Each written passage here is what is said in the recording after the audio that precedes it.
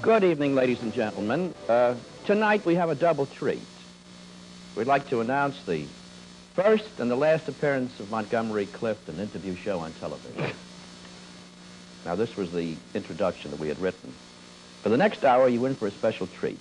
A close-up of a famous motion picture actor described by the Hollywood press as the male Garbo, a star admired by millions who abhors publicity, shuns his public and yet has a personal magnetism that keeps his fans loyal. Currently starring in one of the year's most dramatic motion picture successes, Freud, Montgomery Clift isn't the enigma, isn't the cold, elusive, inhibited person Hollywood would make you believe. He's a warm and friendly and down-to-earth guy you get to like better the better you know him. Tonight we're going to let you know him better, to erase a phony image and paint an accurate and living portrait of a man who also happens to be a star. Now, if you'll pardon us for a minute or so, we'll be back with our guest, Mr. Montgomery Clift.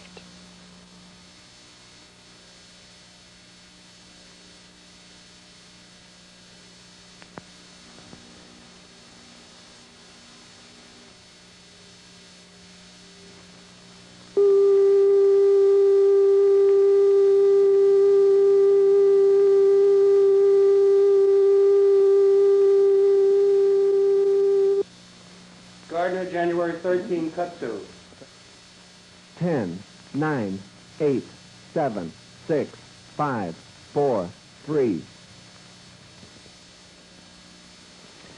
Monty, this is wonderful, this orange juice, and I think we'll let the folks know that it's not spiked.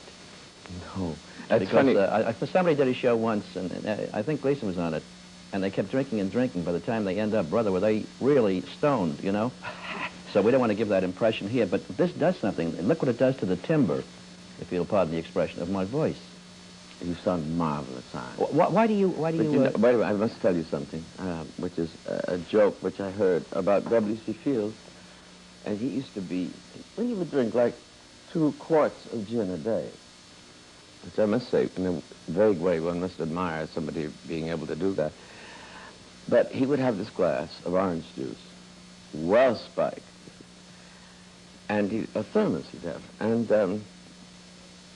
one day, they decided to play a trick on him. They poured out the whole contents of the thermos and poured in all orange juice. And when he came and he took a sip, he made a terrible face and he said, "Who put orange juice in my orange juice?" That's beautiful. I think it's funny. Do you generally drink this orange juice, sip it when you're making a picture? Do you sip it on the set? Yes. Well, actually, somehow when you're working, and you're usually working under nervous tension, your mouth gets dry. A lemon is too much, and it crackles your lips and teeth and so on. And, but somehow it salivates you. You know, you have saliva, and it can seem more real. I have a thermos of that on the set all the time. Who uses lemon? Marlon Brando. Brando does? Yes, I was on the set once, and he did, and I don't know, his mouth didn't pucker up, so, but he has the same trouble of us bottom neurotics. I was going to ask you about Marlon Brando. In a recent issue of Variety, he broke the front page with this story: Brando pulls no punches on Hollywood, executives and press, and he plans to sue a national magazine. And I don't know whether you read it, but he made quite a few comments about not only the industry, but a few people in it and segments of the press and, if you'll pardon the expression, columnists. Mm. I wonder whether we got a chance to read it. Did you? No, I read the very first part. I didn't read this whole section. What did you think of it? Well, he has a marvelously good point, I think, what he's trying to say. As he says, they went to Tahiti or wherever it was, and nobody bothered to look at the precipitation of rain. So they were going to go in the worst time of the year for rain. They eventually had to come back, as you know, to California. Mm-hmm. And he's absolutely right. I found it out recently most flagrantly in the movie Freud, which is running now. That the executives try to sort of hide their tracks by blaming it on the poor fellow who has to act it. A set isn't built in time, they blame the actor. The script is not ready, you get a white version, a blue version, a pink version, and a yellow version. And that night, you get the final version, and that's what you have to study, because you can't memorize the first version. So if the actor doesn't know the lines that morning, he's to blame. Even if he stays up till 2, 3 o'clock in the morning and has to get up at 5:30. Marlon has a very good point. I haven't finished the article, so I don't know what else he says. Well, he says some other things. He said, for example, and I'm quoting him now, there are others. He was talking about members of the press, and he said, such as the columnists, who not only make a living by scavenging on the misfortunes of people, their embarrassments and foibles, but they invent it. They distort it consciously, deliberately, knowing that it will be lucrative, and it's not right by my way of thinking. And then he goes on to say that he thinks that as long as there's a market for the scandal item, there'll be people to hawk it. And as long as there are actors who want to be exploited, it'll always be the same. What is your reaction to those comments? Well, can I go into a big realm like discussing, quote unquote, the press? Mm-hmm. Well, now see, it's not embarrassing, but you see, you're an exception, if I may say so. Because most columnists thrive on hate. They would rather print an article that somebody's running off with somebody's wife than they would that somebody's terribly happy. And I suppose there's a psychological reason for that. People in beauty parlors and so on probably read that much more swiftly and easily than they do that so-and-so is happy. But I have a big thing about the press, from my point of view. And that is that the majority of people, and I'm referring not only to America, but to Europe, most of the things, you spend, because I figure, if you are being interviewed, give that person your whole time. Don't have a press agent from the picture, nobody around. Give him all your time. He deserves it if he's intelligent. Well, the majority of them, and when I say majority, I literally mean you fall out of the 99% bracket. They could have stayed at home and typewritten it. They could stay at home. Just think up things. That's how truthful and honest they are.